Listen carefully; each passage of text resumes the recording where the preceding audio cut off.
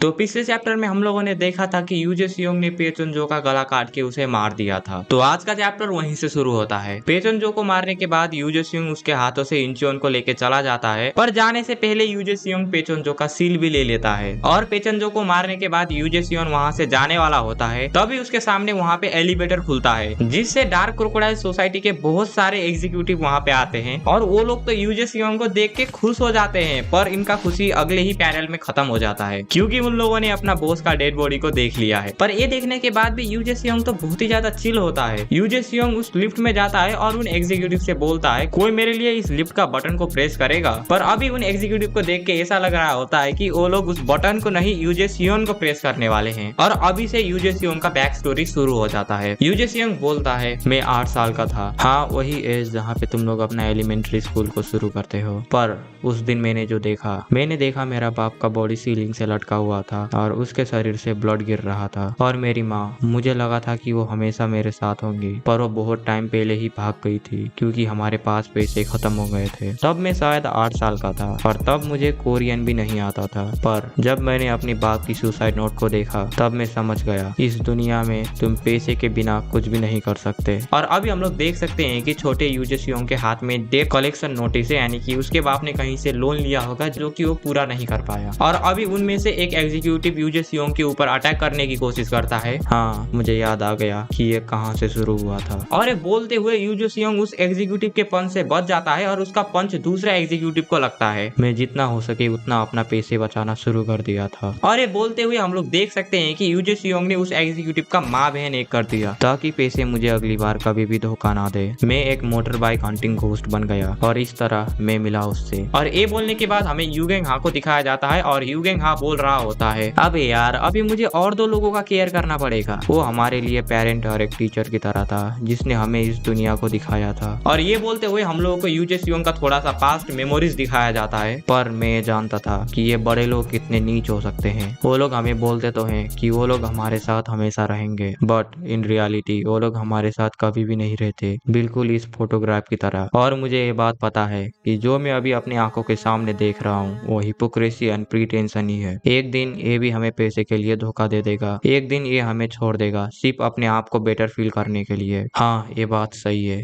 इसीलिए मैंने ही उसको पहले धोखा दे दिया। अभी तक मैंने जितने भी पैसे बचाए हैं, शायद इससे मुझे थोड़े बहुत दिन के गुजारे के लिए तो हो जाएगा। और मैंने थोड़े बहुत यूगेंग हा से भी पैसे उधार में ले लिए हैं। और ये कहने के बाद तभी वहाँ पे यूगेंग हा आता है और वो बोलता है तो तू जा रहा है, मैंने तुझे यहाँ पे रहने के लिए और खाने के लिए एक जगह दिया है और तू अभी ही यहाँ से जा रहा है बाहर जाके सफर करने के लिए। मैं तुझे अभी बोल रहा हूँ यहाँ से मत जा, एक अच्छा आदमी बनना छोड़ दे। जिसमें यूजे सियोंग बोलता है तू ना मुझे ज्यादा मत बोल, मुझे पता है कि अब स्पीड सर्कल का फाइनेंशियल सिचुएशन कैसा है। और तुझे क्या लगता है मुझे पता नहीं है कि तुझ जैसे बड़े आदमी कैसे होते हैं? ये बात तो ऑब्वियस है, जब तेरा पैसा खत्म हो जाएगा तब तू हमें भी धोखा दे देगा। ये बोल के यूजे सियोंग वहाँ से जाने वाला होता है, पर तभी यूगेंग हा उसकी तरफ अपना सेविंग अकाउंट को फेंकता है। इसको तू अपने साथ ले जा, मुझे हमेशा से पता था कि तू आज नहीं तो कल यहाँ से जाने वाला है, पर मैंने बिल्कुल नहीं सोचा था कि ये दिन इतनी जल्दी आएगा। और मुझे माफ कर देना, मैं ज्यादा पैसे बचा नहीं पाया। यूजे सियोंग, मेरे पास कुछ ज्यादा नहीं है तुझसे पूछने के लिए, पर मुझे लगता है इससे तुझे थोड़ा सा मदद मिल जाएगा ताकि तू हम जैसे एडल्ट्स को थोड़ा सा ट्रस्ट कर सके। और तू एक बात को हमेशा याद रखना कि ये कोई टेप नहीं है, इसीलिए तुझे मुझे कभी भी इसको रीपे करने की जरूरत नहीं है। और ये सुनने के बाद यूजे सियोंग रोना शुरू कर देता है। यूगेंग हा के वो शब्द, उन्होंने मुझे बदल दिया। उस दिन वही दिन था शायद जिस दिन मेरा फिर से जन्म हुआ, और उस दिन मैंने कसम खा ली कि अगर मैं उसका थोड़ा सा भी मदद कर पाऊँ तो नो मैटर व्हाट मैं उसकी हमेशा मदद करूंगा। बहुत टाइम बीत गया और इंचियोन का इंटरनल वार भी शुरू हो गया। और ये बोलने के बाद हम लोग देख सकते हैं कि यूगेंग हा और पे चुनजो एक दूसरे को कुत्ते की तरह मार रहे होते हैं। डार्क क्रोकोडाइल सोसाइटी चाइना से इंचियोन में आ गई और उन्होंने चाइना टाउन के ऊपर कब्जा कर लिया। उन लोगों ने इंचियोन के लोगों का जमीन को हड़प लिया और अपनी पावर को बढ़ाते गए। और थोड़ी दिनों के बाद उन लोगों ने अपनी नजर को गुजा ट्रेडिंग कंपनी में लगा ली, पर हम लोगों ने अपनी जमीन को बचाने के लिए उन लोगों से बहुत ही ज्यादा फाइट किया और स्पीड इंचियोन का लास्ट होप बन गया। मार खाना तो रोज का हो गया था और जब हम लोग डार्क क्रोकोडाइल से लड़ते थे तब इंचियोन पूरा का पूरा मौत की सेंट से भर जाता था। उसके बाद हम लोगों को मुगैक को दिखाया जाता है जो बोलता है आज के लिए बहुत ही ज्यादा हो गया, यहाँ से अभी वापस निकलो और हम लोग इस ह्यूमिलिएशन का नेक्स्ट टाइम बदला लेके रहेंगे। उसके बाद जैगवेन ना यूगेंग हा को बोलता है वो साले इंचियोन को लोग हम लोगों के ऊपर अभी से चिल्लाना शुरू कर दिए हैं, आखिर हम लोग इतना किसके लिए लड़ रहे हैं? और ये सुनने के बाद यूगेंग हाँ बोलता है, क्या तू बेवकूफ हो गया है? आखिर मैं अपनी लाइफ को उन लोगों के लिए क्यों रिस्क पे लेके आऊंगा? तो तुम आखिर ये कर क्यों रहे हो? मैं यहाँ पे लड़ाई कर रहा हूँ सिर्फ तुम लोगों के लिए और इस जमीन के लिए, ताकि तुम लोग यहाँ पे जिंदा रह सको। यूगेंग हाँ, तुम्हें ये सब अकेले उठाने की जरूरत नहीं है। और उसके बाद सीन शिफ्ट होता है पेचुनजो के ऊपर, जो बोलता है, इंटरेस्टिंग, मैंने अभी तक बहुत ही ज्यादा ग्रेट फॉर्चून को कॉन्कर किया है, पर अभी एक स्मॉलर नेशन का एक स्मॉलर बंदा मुझे ऐसी हालत में लेके आ गया। अगर बाकी 7 कॉन्टिनेंटल स्टार्स को इसके बारे में पता चला तो वो लोग मेरे ऊपर पक्का हंसेंगे। और तभी जॉन र्यू बोलता है, मिस्टर पेचुनजो, क्या हम लोग उनके ऊपर सरप्राइज अटैक करें? एक सरप्राइज अटैक? तुझे क्या लगता है, क्या मैंने पहले सरप्राइज अटैक के बारे में नहीं सोचा था क्या? मैंने अभी तक उन लोगों को सरप्राइज अटैक नहीं किया, क्योंकि मुझे पता है उन लोगों का दरवाजा बाहर से नहीं खुल सकता, वो सिर्फ अंदर से खुलता है। तो क्या हम लोग पहले ही बहुत ही ज्यादा लेट हो चुके हैं अपने बंदों को अंदर भेजने के लिए? तो आखिर हम लोग अभी क्या करने वाले हैं? अगर हम लोगों को उस दरवाजे को अंदर से खोलना होगा तो हम लोगों को एक ऐसा बंदा चाहिए जो कि हम लोगों को इस काम में मदद कर सके, और मुझे पता है कि इस काम में हम लोगों का मदद कौन कर सकता है। यूजे सियोन, ये पहली बार है कि मैं तेरे आमने सामने मिल रहा हूँ। तो तू अभी भी डार्क क्रोकोडाइल सोसाइटी को ज्वाइन करना चाहता है? मिस्टर जॉन र्यू, बहुत ही ज्यादा शुक्रिया कि तुम मेरे ऊपर फाइनली ट्रस्ट करने लग गए हो और तुम मुझसे मिलने के लिए फाइनली रेडी हो गए हो। मेरे इंटेंशन अभी भी नहीं बदले हैं। मुझे पता है स्पीड का कोई भी भविष्य नहीं है, पर तू ये सोच क्यों रहा है? जैसे कि मैंने पहले बोला था, अगर हम लोग डार्क क्रोकोडाइल सोसाइटी के मैन पावर को देखें कि स्पीड कभी भी डार्क क्रोकोडाइल से जीत ही नहीं सकता, और अभी तक वो लोग जिंदा हैं सिर्फ अपनी लक की वजह से, पर कभी ना कभी तो वो लोग हारेंगे ही। और जिस दिन ये होगा उस दिन डार्क क्रोकोडाइल सोसाइटी इंचियोन के ऊपर राज करने लगेगी। और शायद तू चाहता है कि तू अभी ही अपना डार्क क्रोकोडाइल सोसाइटी में स्पॉट को सिक्योर कर ले।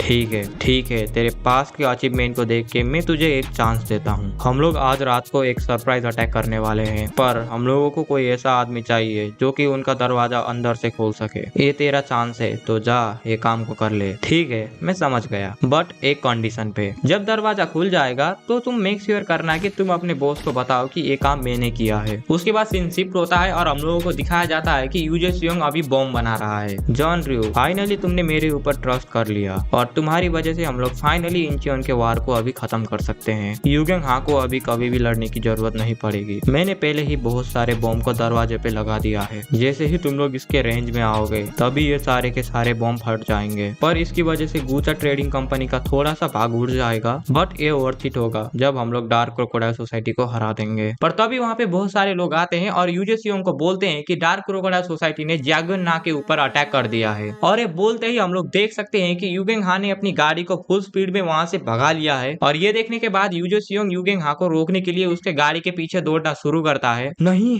नहीं, वहाँ पे बॉम्ब है। मैं सिर्फ अपना बेस्ट देने की कोशिश कर रहा था। मैं सिर्फ इस वार को खत्म करना चाहता था। मैं बस नहीं चाहता था कि वो फिर से हॉट हो। पर उस दिन शायद मुझे वो पासपोर्ट लेके चले जाना चाहिए था। वो मैं था जिसने उसको पहले धोखा दिया। मैंने देखा था, मैंने यूजे सियोन को डार्क क्रोकोडाइल के किसी बंदे से बात करते हुए देखा था। तो क्या इसका मतलब यूजे सियोन ही वो बंदा था जिसने दरवाजे पे वो बॉम्ब को फिट किया? उसके बाद यूगेंग हा यूजे सियोन को बोलता है, मुझे पता है कि तू ये करना नहीं चाहता था, पर जो हो गया वो हो गया। इसके बारे में तू ज्यादा मत सोच। और एक बात को तू याद रखना कि अभी मेरे साथ जो हो रहा है उसके लिए तू कभी भी अपने आप को दोष मत देना, और कभी भी मत सोचना कि तू मेरे अभी भी डेप्थ में है। यूजे सियोन, पहले तूने स्पीड को धोखा दिया और अभी तू डार्क क्रोकोडाइल सोसाइटी को भी धोखा दे रहा है। क्या तू पहले से ही सबसे ऊपर चढ़ने की कोशिश कर रहा था? आखिर तू कब से सबसे ऊपर जाने की कोशिश कर रहा था? आखिर कब से मैंने तुम लोगों को धोखा देने की कोशिश किया? शायद उसी मोमेंट से जब मैंने डार्क क्रोकोडाइल सोसाइटी को ज्वाइन किया था। उसके बाद सीन शिफ्ट होता है मैनेजर किम के ऊपर और वो टॉम ली से बोल रहे होते हैं, तो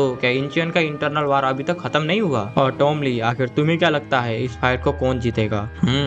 इस फाइट को कौन जीतेगा? इस फाइट को वही जीतेगा जो कि बदले के पीछे पागल हो चुका है। क्या तुम बोलना क्या चाहते हो? जो आदमी बदले के पीछे ऑब्सेस होता है वो आदमी ही सबसे ज्यादा ताकतवर बनता है। जरा सोचो क्या होगा अगर तुमने उस बदले को अपने अंदर 10 साल तक छुपाए रखा, तो वो आदमी एक टेरिफाइंग मॉन्स्टर बन जाएगा, क्योंकि बदले के सिवा और कोई भी आसान रास्ता नहीं है जल्दी ताकतवर बनने का। इंचियन का इंटरनल वार ऐसा कुछ भी नहीं है जिसके बारे में हम लोगों को थोड़ा सा फिक्र करना पड़े। उसके बाद सीन शिफ्ट होता है यूजे सियोंग के ऊपर और यूजे यूजेसियोंग बोलता है स्ट्रेंथ, स्पीड और स्किल, डेडली हैंड। लाइफ में पहली बार मुझे पता चला कि क्यों मेरे बाप ने मरना पसंद किया था, क्योंकि वो सब सह नहीं पाए थे। पर मैंने मौत को भी धोखा दे दिया। मैंने ये सब इसलिए नहीं किया क्योंकि मैं मरने से डरता था। मैंने ये सब किया क्योंकि मैं इस काम को खत्म करने के लिए ही पैदा हुआ था और मुझे ये काम करना ही पड़ेगा ताकि मेरे सिंस के मुझे माफी मिल सके। मैं पेचोनजो को मार दूंगा और इंचोन को वापस ले आऊंगा और जब मैं युगेंग हाकी उसको पूरा कर दूंगा तब मेरी मौत मुझे लेने अपने आप ही आएगी। और इसी के साथ लुगिज्म का चैप्टर नंबर 581 खत्म हो जाता है। और अभी मुझे क्या लगता है कि यूजेसियोंग नहीं मरने वाला, उसको वो बिग डैनियल बचा लेगा। तो आज के वीडियो के लिए बस इतना ही और आई होप कि तुम लोगों को ये वीडियो पसंद आया। इसमें मैंने थोड़ा सा न्यू और क्रिएटिव ट्राई किया है। तब तक के लिए तुम लोग मेरा इन दो में से कोई भी वीडियो जाके देख सकते हो। मैं तुम लोगों से वहीं पर मिलूंगा। तब तक के लिए गुड बाय।